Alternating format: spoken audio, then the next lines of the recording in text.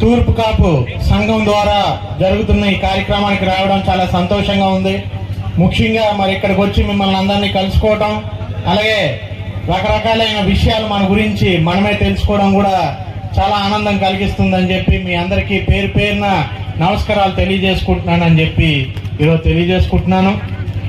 ముఖ్యంగా మరి ఇంత దూరం టెక్కలిలో ఈ కార్యక్రమం పెట్టిన ఈ కార్యక్రమం ఆర్గనైజేషన్ కమిటీ మొత్తానికి కూడా పేరు పేరున నా అభినందనలు తెలియజేసుకుంటున్నాను.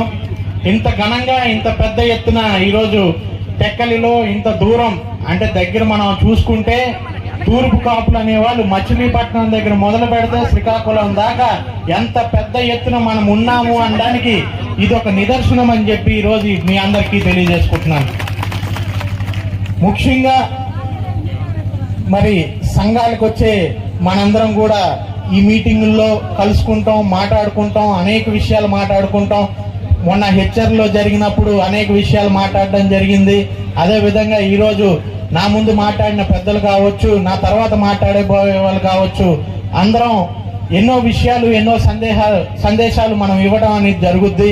కానీ ముఖ్యంగా మనం అందరం ఒక తాటి మీద ఉంటే ఏదైనా సాధించుకోవచ్చు అనడానికి మనకు ఉన్న బలమే మన నిదర్శనం అని చెప్పి ఈరోజు ఈ సభాముఖంగా తెలియజేసుకుంటున్నాను.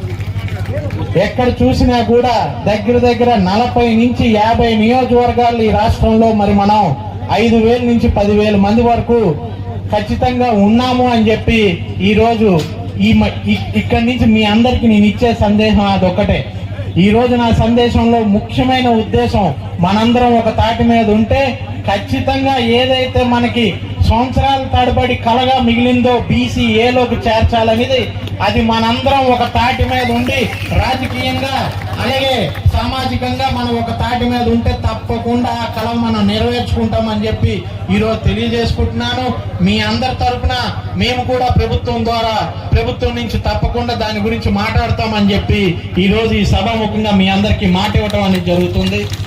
అదేవిధంగా మరి నాన్నగారు ఈ మీటింగ్కి రావాల్సి ఉండే, కానీ బుధవారం రోజు మరి ప్రైమ్ మినిస్టర్ గారు రావటం జరుగుతుంది రాష్ట్రానికి. కాబట్టి దానికి సంబంధించి రివ్యూ మీటింగ్